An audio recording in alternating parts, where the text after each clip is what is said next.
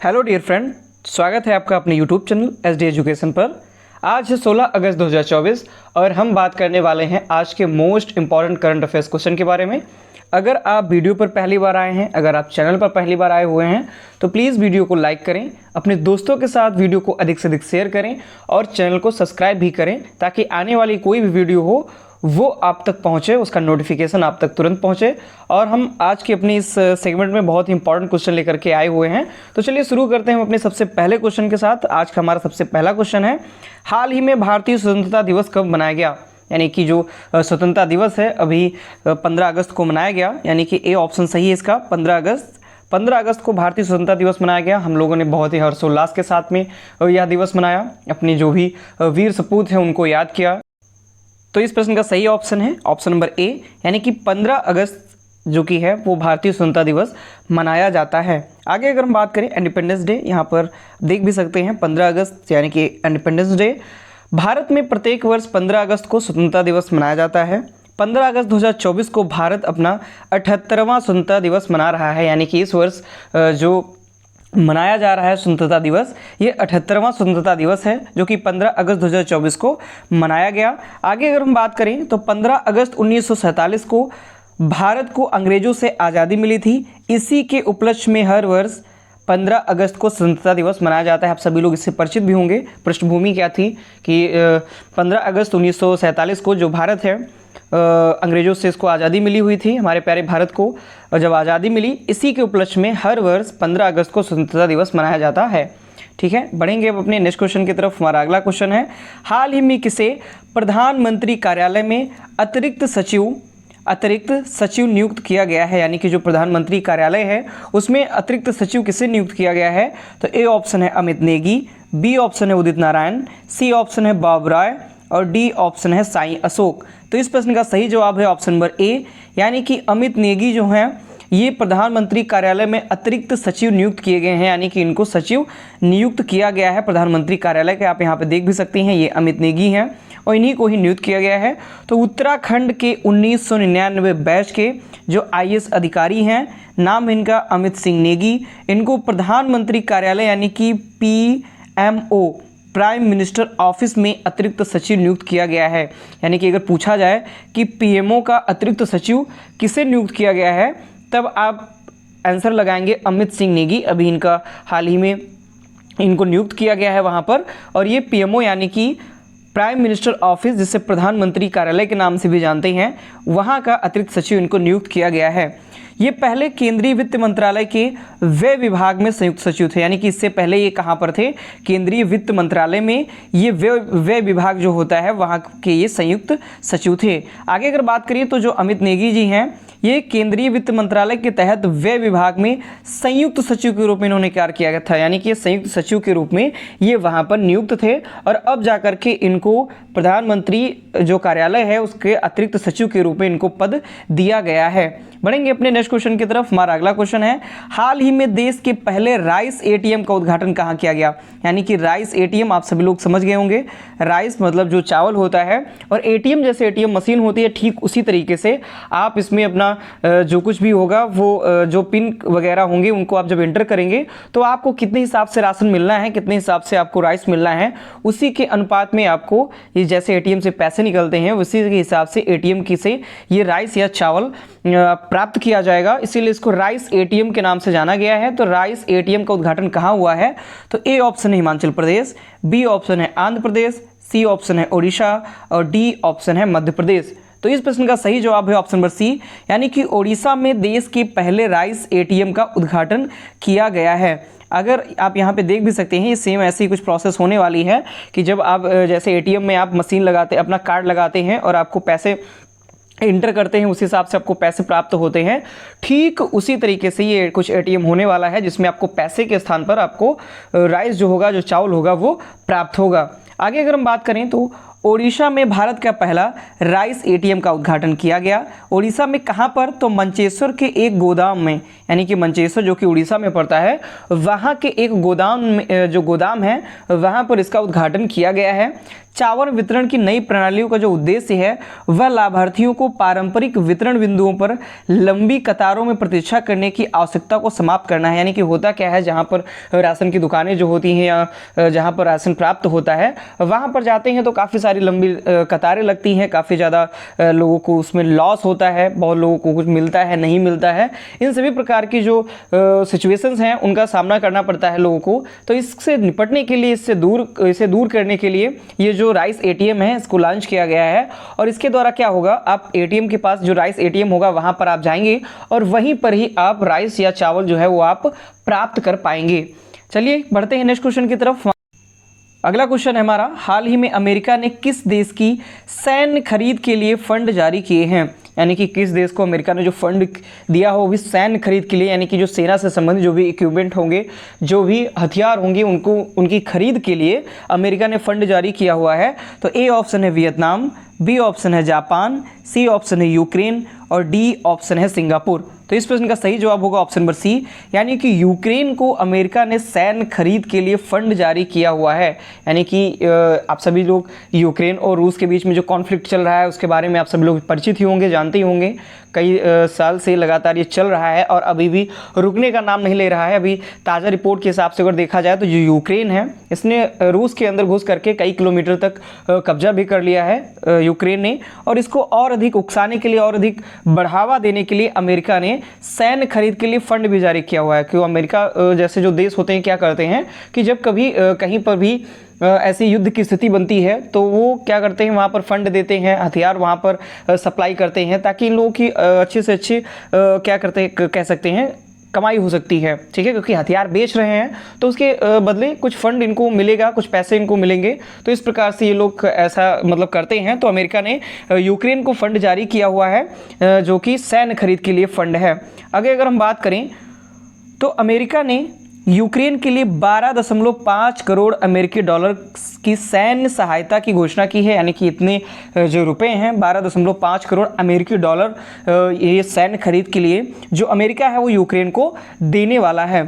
आगे अगर बात करें तो रूस के खिलाफ युद्ध में यूक्रेन की मदद के लिए अमेरिका ने उसे अतिरिक्त 12.5 करोड़ अमेरिकी डॉलर के हथियार भेजने का फैसला किया है। यानी कि इतने रुपए के जो हथियार हैं जो सप्लाई करेगा ये अमेरिका यूक्रेन को, 12.5 करोड़ के जो अमेरिकी डॉलर के जो हथियार हैं ये अब यूक्रेन को ये सप्लाई करने वाला है, वहाँ पर भेजने वाला है। ताकि वो आप सभी जानते ही हैं कि रूस और यूक्रेन का जो युद्ध चल रहा है, ताकि जो यूक्रेन है वो इस युद्ध में अधिक से अधिक जो अपने हथियार हैं उनको लगा सके।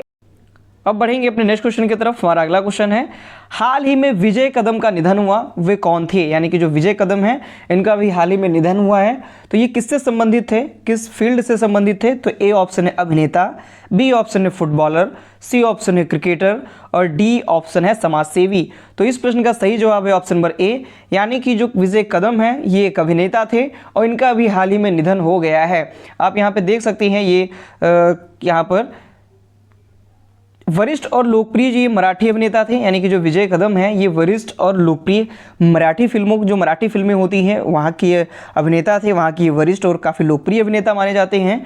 तो ये नाम है इनका विजय कदम और इनका मुंबई में हाल ही में अभी निधन हो गया। ये 68 ईयर्स के थे, यानी 68 वर्ष की इनकी उम्र थी, 68 वर्ष की। और ये करीब 1.5 साल से कैंसर नामक बीमारी से जूझ रहे थे, कैंसर से और इसके बाद ही इनका निधन हो गया। ये कहाँ के मराठी अभिनेता थे विजय कदम और इनका कैंसर की वजह से ही निधन हो गया है। 68 वर्ष की इनकी उम्र थी। बढ़ेंगे अपने नेक्स्ट क्वेश्चन की तरफ। हमारा अगला क्वेश्चन है, हाल ही में किसे केंद्रीय विद्युत नियामक आयोग का सदस्य नियुक्त किया गया है? यानी कि जो केंद्रीय विद्युत जो बिजली विभाग होता है इसका नियामक जो आयोग है केंद्रीय विद्युत नियामक आयोग, इसका सदस्य नियुक्त किया गया है किसे? तो ए ऑप्शन है सतीश झा, बी ऑप्शन है साधना सक्सेना, सी ऑप्शन है हरीश दुधानी और डी ऑप्शन है विकास लेखरा। तो इस प्रश्न का सही जवाब है ऑप्शन नंबर सी, यानी कि हरीश दुधानी जी हैं, इनको केंद्रीय विद्युत नियामक आयोग का सदस्य नियुक्त किया गया है।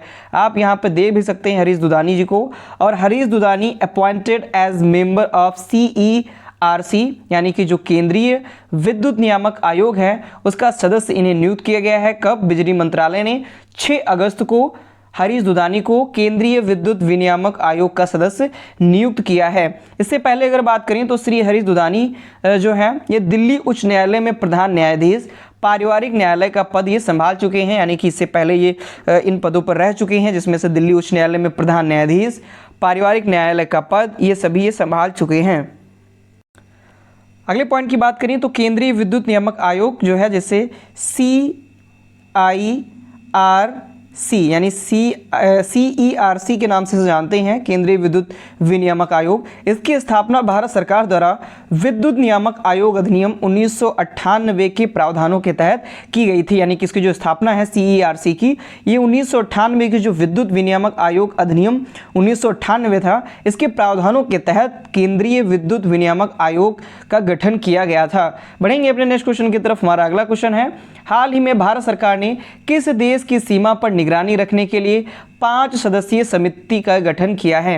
यानी कि जो भारत सरकार है, इंडियन गवर्नमेंट जो है, इन्होंने क्या किया हुआ है कि किस देश की सीमा पर निगरानी रखने के लिए 5 सदस्यीय समिति का गठन किया है। तो ए ऑप्शन है नेपाल, बी ऑप्शन है भूटान, सी ऑप्शन है बांग्लादेश और डी ऑप्शन है पाकिस्तान। तो इस प्रश्न का सही जवाब हो जाएगा ऑप्शन नंबर सी, यानी कि बांग्लादेश। आप सभी लोग वहाँ पर जो भी घटनाएं हो रही हैं, वहाँ पर जो भी कुछ हो रहा है, आप देख रहे हैं, आपने न्यूज़ पेपर में सुना भी होगा कि जो स्टूडेंट्स थे वहाँ के, उन्होंने प्रोटेस्ट किया, फिर धीरे धीरे वो प्रोटेस्ट जो था वो हिंसात्मक हो गया, काफ़ी सारे जान भी गई लोगों की। और फिर वहाँ पर हुआ क्या कि जो बांग्लादेश के प्रधानमंत्री हैं शेख हसीना, इन्होंने वहाँ अपने पद से इस्तीफा भी दे दिया और देश छोड़कर चली भी आई। फिर वहाँ पर अंतरिम सरकार का गठन भी किया गया। ये सभी चीज़ें वहाँ पर हुई और अभी भी वहाँ पर हिंसा थमने का नाम नहीं ले रही है। काफ़ी ज़्यादा भारी मात्रा में हिंसाएं अभी भी वहाँ पर हो रही हैं। तो इन सभी चीज़ों को देखते हुए भारत सरकार ने बांग्लादेश की सीमा पर निगरानी रखने के लिए 5 सदस्यीय समिति का गठन किया हुआ है।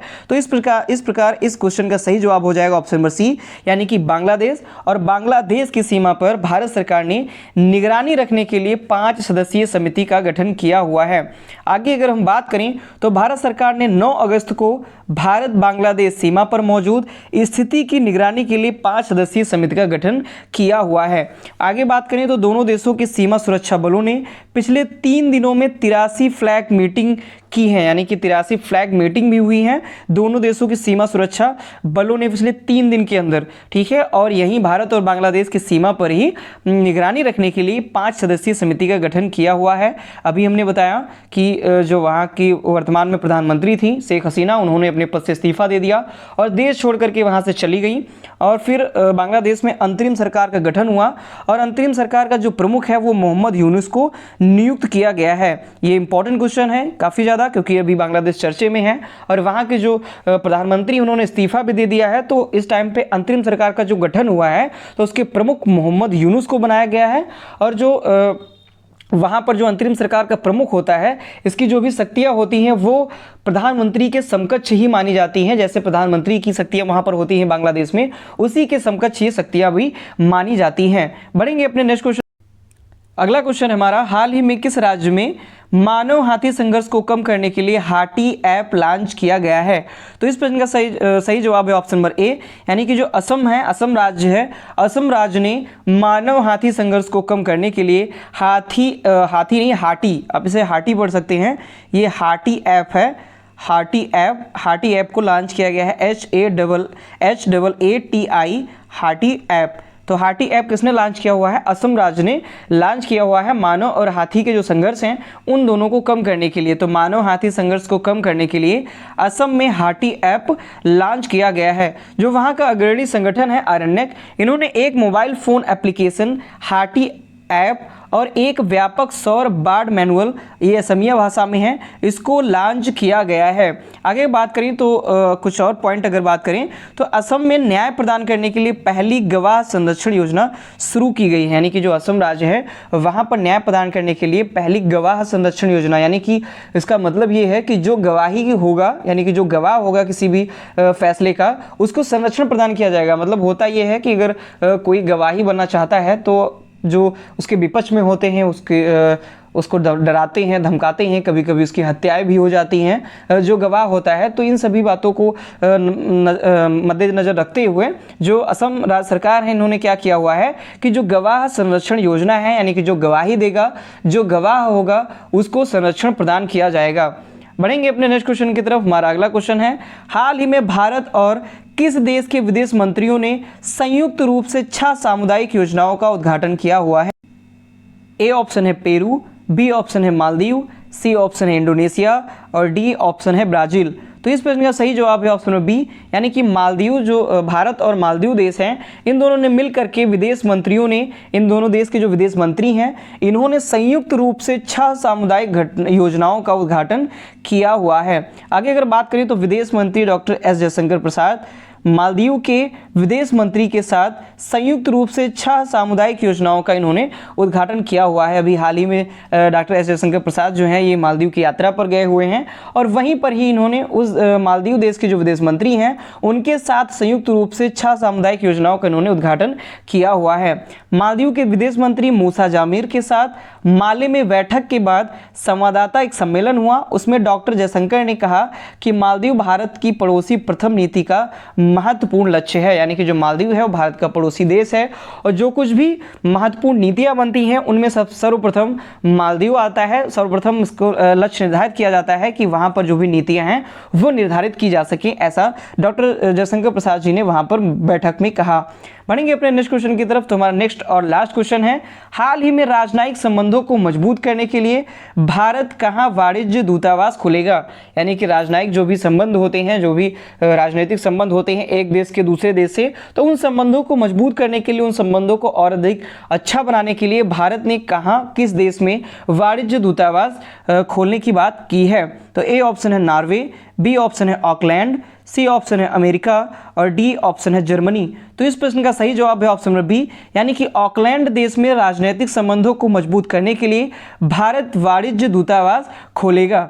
आगे अगर हम बात करें तो राष्ट्रपति द्रौपदी मुर्मू जी ने घोषणा की कि भारत शीघ्र ही ऑकलैंड में एक वाणिज्य दूतावास खोलेगा जो कि राजनयिक जो संबंध हैं उनको बढ़ाएगा और न्यूजीलैंड में भारतीय प्रवासियों का समर्थन करेगा। यानी कि न्यूजीलैंड में जो भी भारतीय प्रवासी रहते हैं, यहाँ से जाकर के न्यूजीलैंड में जो रह रहे हैं, उनका भी समर्थन करेगा, उनको भी समर्थन में लाएगा ताकि अधिक से अधिक जो एक देश के दूसरे देश के जो राजनयिक संबंध हैं उनको बढ़ाया जा सके। बात करें तो न्यूजीलैंड की पहली यात्रा के दौरान राष्ट्रपति द्रौपदी मुर्मू ने भारतीय समुदाय की उपलब्धियों की प्रशंसा भी की। यानी कि जो वहाँ पर न्यूजीलैंड की पहली यात्रा पर थी और वहाँ पर जो भारतीय लोग रहते हैं, भारतीय समुदाय जो वहाँ पर निवास करते हैं, उनकी उपलब्धियों के बारे में इन्होंने प्रशंसा की। तो ये थे आज के हमारे मोस्ट इंपॉर्टेंट करंट अफेयर्स के क्वेश्चन, जो कि आगामी आप किसी भी परीक्षा की तैयारी कर रहे हैं उसके लिए बहुत ही इंपॉर्टेंट है। अगर आपको क्वेश्चन अच्छे लगते हैं, अगर आपको क्वेश्चंस पसंद आते हैं या फिर अगर आपको वीडियो पसंद आती है तो प्लीज़ वीडियो को लाइक करें, अपने दोस्तों के साथ वीडियो को अधिक से अधिक शेयर करें और हमारे चैनल को सब्सक्राइब भी करें। धन्यवाद।